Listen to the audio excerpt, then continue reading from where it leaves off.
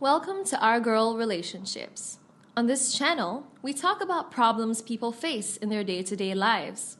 Let's start with a video. I'm a 28-year-old woman, and I have a daughter who's 9. She comes under the autism spectrum and does need some extra help more than any other child her age.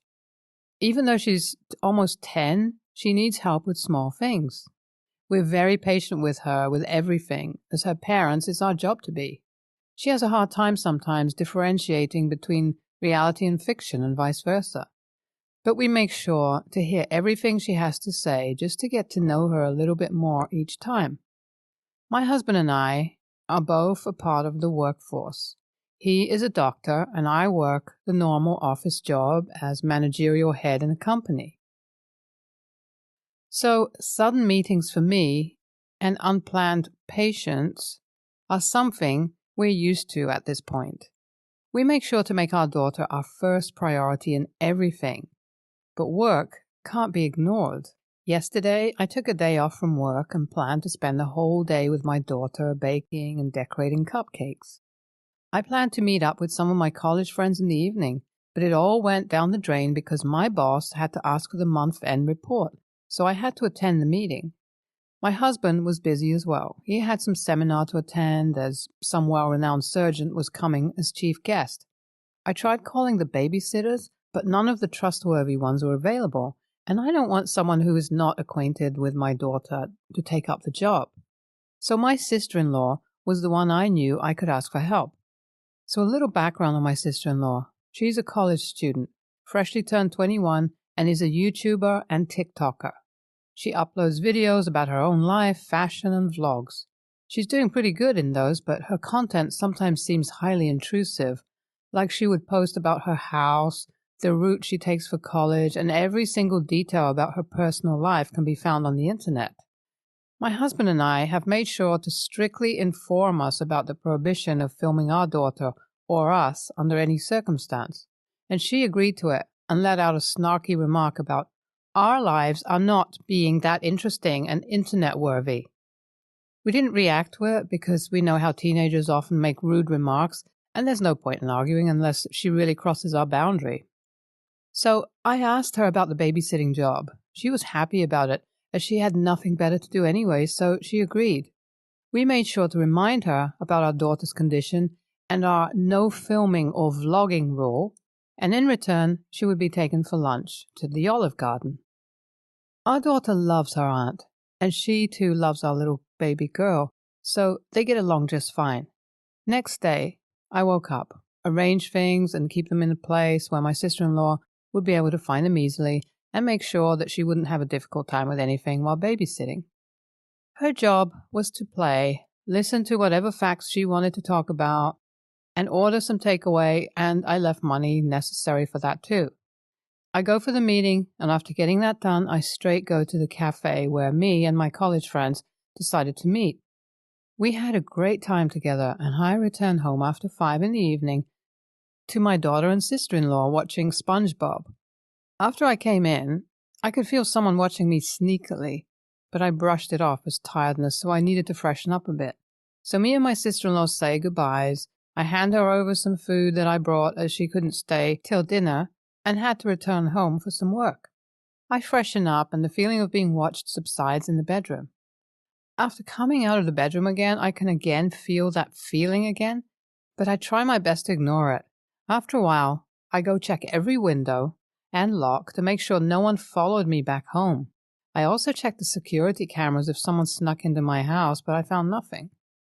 My husband arrives in the meantime and notices my weird behavior and shrugs it off as my restlessness and too much socializing in one day. It made sense to me, so I thought maybe, and I tried to concentrate on making dinner, but that feeling kept on lingering at the back of my mind. After dinner was done being cooked, I called my husband and daughter over to the dining table to eat. We talked over dinner about everything we did and happened, and more. This all happened while I still had that lingering feeling of being watched. Everything was normal until my daughter mentioned something about my sister-in-law keeping in the kitchen closet. Then it hit me where the odd feeling of being watched was coming from. So I rush to the sink and wash my hands. Head straight to open the cabinet after searching for a while till I find spy cameras in the cabinet being fixed for recording purposes. At this point, I was fuming. I don't care the reason, but this one is unforgivable. I went back to every other place that I had that feeling of being watched coming from, and I knew who exactly did this because there is only one person who's capable of doing such things. I checked every spot and found 2 more cameras from the living room and the basement. My husband understood what was going on and helped me with some water to calm me down. I immediately called my sister-in-law to ask her about everything, like I just wanted to know what she was thinking while pulling such a feat. I called her, and she said it's really late and she can't come over now, which is reasonable, and promises to explain everything once she comes over tomorrow morning. And I warn her, if she doesn't, she will be handed over to the cops for stalking and property damage offenses. Look, I sound harsh on her, but I have my reasons to behave that way. She was informed not to film, but here, not only she filmed, but invaded our privacy. So I will stand my ground. First, she didn't want to come over and wanted to get over it just by apologizing for it over the phone. I completely refused. It's not a small thing, nor is she a small child or teenager who doesn't know what they were doing. I strictly warned her that if I don't see her on my living room sofa before 3 p.m., she will have to face the cops at her place to bring her over back to my place to explain everything to me and my husband. My husband is somewhat ashamed of what his sister did, but he can't just ignore us and let her go. So he firmly said to her to come over, or he informs everything about this to their parents, who then would stop paying for her tuitions. She got annoyed and promised to come over, or she faces the consequences. She came over at 2, looking annoyed by the whole mess that she created.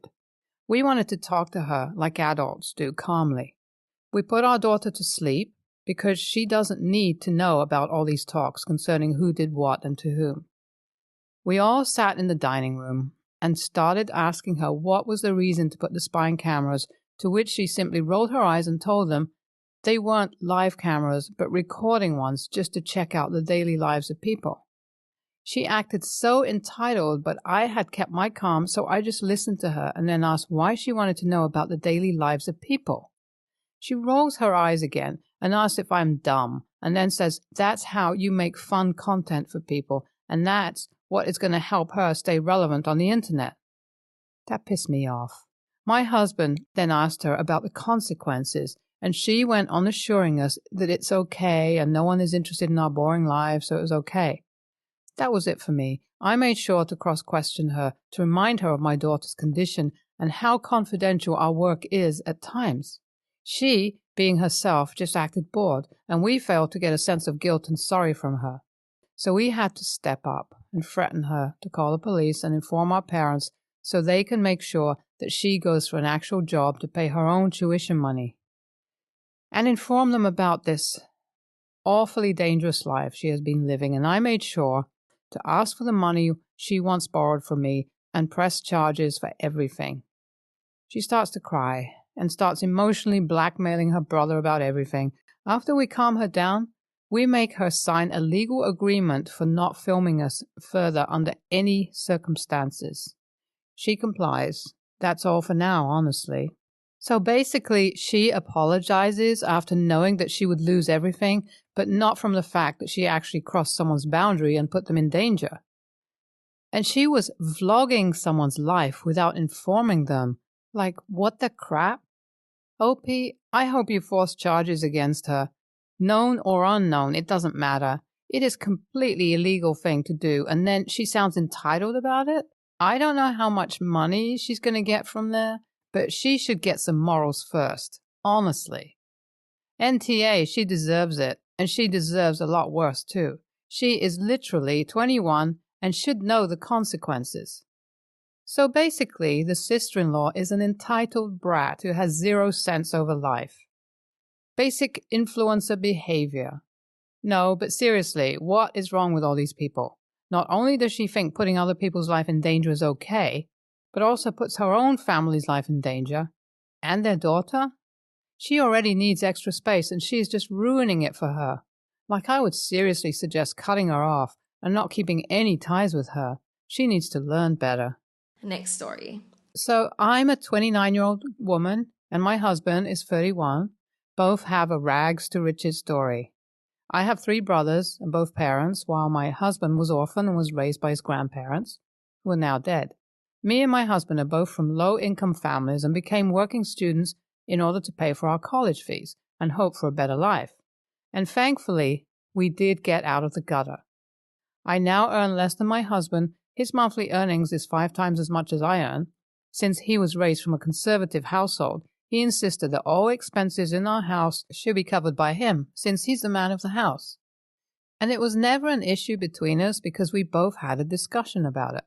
Since his grandparents are now gone, he tries to spoil me now by buying me these designer bags 3 times a year, during my birthday, Christmas, and our anniversary. I would sometimes post these stuff on my social media account as an appreciation post for him. I never asked him for any of these, but I'm always thankful since I know how proud he is of himself, because he can now buy stuff like these.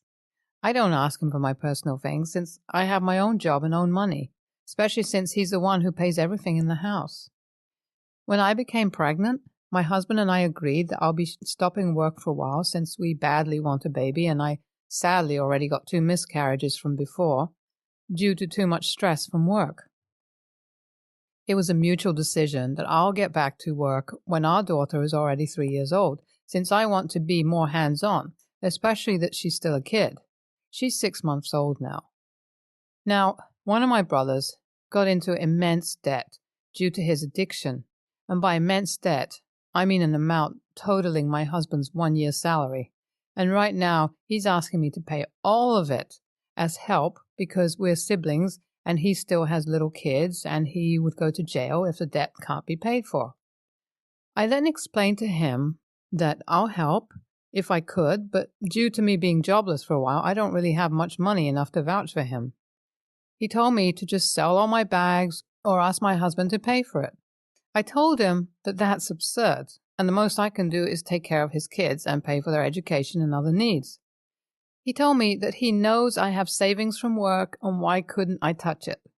My savings are meaningful in case my marriage falls apart or anything happens to my husband. In that way, me and my kids could survive on our own. He kept on insisting how selfish I am, and that I don't know how to look back or recognize family. The other reason why I don't want to ask my husband is because he told me before that he didn't really like my brother because of his addiction. So, AITA, NTA, your brother is not entitled to what you earned and saved. You're doing the wise thing by ensuring that you have savings in the event of something bad or unexpected happening. Don't light yourself on fire to keep everyone else warm. NTA, tell brother that his debt and addiction is his problem to manage, and this is a perfect opportunity to work on both. I know of where I speak, as I've been in the recovery for 20-ish years now, and would never have taken steps to get sober if my family of origin didn't tell me to piss off until I got sober. Please remember that your family and priority now is your daughter and husband. Everyone else comes second in your life now, and you should tell your brother that as well. It may be a good example to him of what a parent is supposed to do for their children. He needs to learn that his behavior directly affects his children, and if you bail him out, you're taking that opportunity from him. Good luck, and congratulations on your wee one. Next story. I'm a 35-year-old woman, and I'm married to Jane, 37, and she has a son from another marriage, Connor, 14. They moved in with me, and Connor spends weekends with his dad. Jane decided to take a year sabbatical after an exhausting year. She was a hospital nurse, and maybe start again at another job after that period. We agreed that I would shoulder the expenses as it wouldn't be a financial burden on me, so I took over the things Jane paid for, like school, household expenses, and giving Connor an allowance. Connor and I don't have the best relationship, even though I've known him since he was 7. He still has the idea that I was the reason for his parents' separation, and not the fact that his mother had always been a lesbian, and we only met when the divorce was to be signed. But okay. He put the coin that I wasn't his mother, and that's why I didn't have to educate him, but he started to respect me more after I became the only income in the house. So, I got home from work, and Connor was sitting in the living room with his friends playing games. When he saw me, he came and said, "Give me $50 to go out with my friends." Didn't ask, just demanded. When I started asking what his money was for, he started saying that I wasn't his mother, so I told him to at least be polite and ask. He asked this time, and I gave in. I hadn't even gone that far when I heard him say to his friends, "It's a pain in the ass to depend on this fag for that." I came back, demanded the money back, and said that we would talk later. I talked to Jane about what happened, and she gave me the go-ahead to decide what to do. We both sat with him, and I said that I would no longer pay him an allowance to go out with his friends. I would continue to give him lunch at school, and because of the disrespect he showed me, I wouldn't pay for the trip he would take with the class that I hadn't paid yet. He even tried to play up the fact that I'm not his mother, but just Jane stayed by my side. After all, it wasn't the first time he'd mistreated me. And if he really wanted to go, he could just ask his father. He left angry, calling me various things, and ended up telling his father, who started to annoy me about doing this with his son. He can't afford the trip. Lots of other things not worth mentioning. Connor isn't talking to me. I'm not cutting back on what I promised my wife. I'm cutting back on the treats she gave, and I didn't care to pay until I was respected. AITA? NTA. As you say, his father can pony up the money for him. He doesn't deserve any extras when he treats you this poorly. I'm glad Jane is on your side in this. He needs to learn some respect, but I don't expect this will happen. I would wonder if his father contributes to his poor attitude towards you and your wife. NTA, you are more than fair, but I do think the kid needs therapy to deal with the double whammy of gay mom and divorce.